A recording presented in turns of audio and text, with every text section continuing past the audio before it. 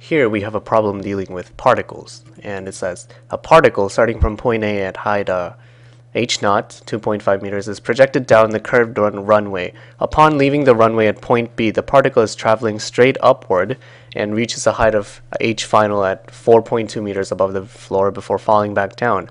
Ignoring friction and air resistance, find the speed of the particle at point A.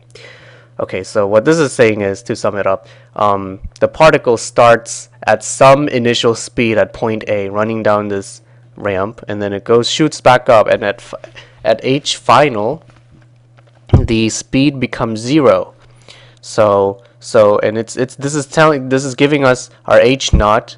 The problem is giving us that our h final as 2.5 meters, and h naught as 4.2 meters. And given that information, we have to solve for how fast this is moving at A.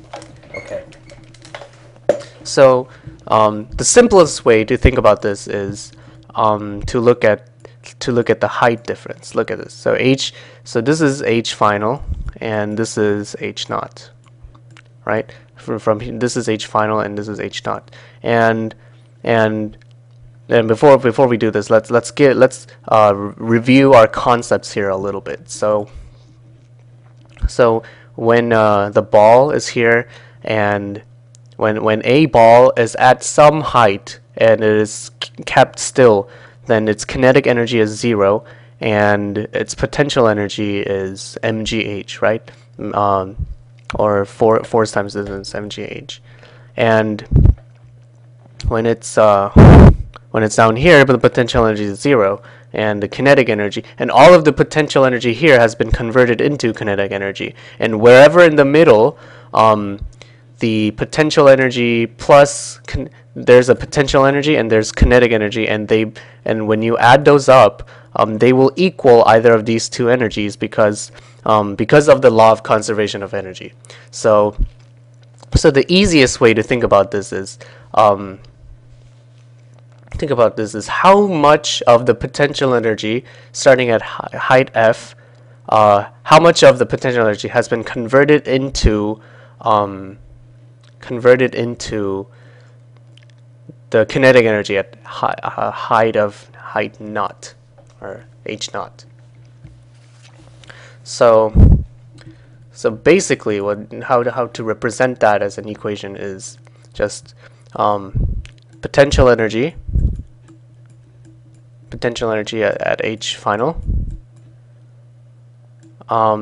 minus the potential energy at h naught is equal to, because there's a highest potential energy here, but the kinetic energy is 0, and here potential energy is this much, but this potential energy is from here to here, but from here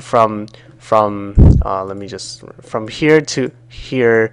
Okay, hang on. So potential energy at point A is from here to here, the green one, but the orange one from here to here has been converted into kinetic energy.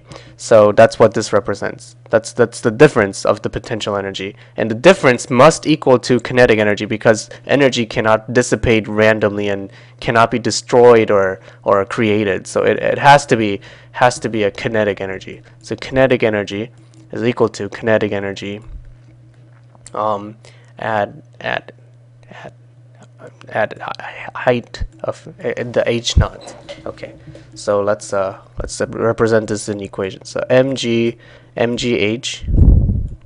h final minus mgh naught is equal to kinetic energy, which is mv squared over 2 of h naught. So mv squared over 2 of h naught. Oh, okay, yeah. So basically that. And now we just solve for v naught, or v squared.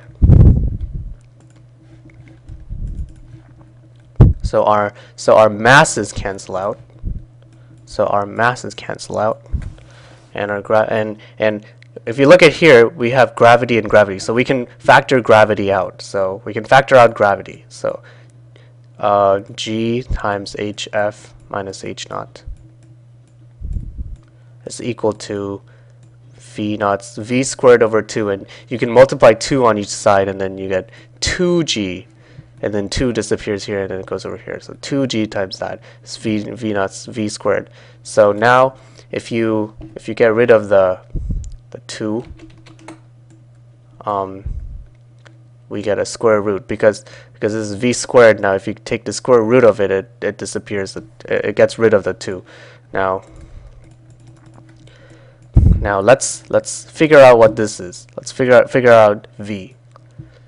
Let's plug this into the calculator. That's what I meant. So 9.8, 2 times 9.8 times H final, which is 4.2,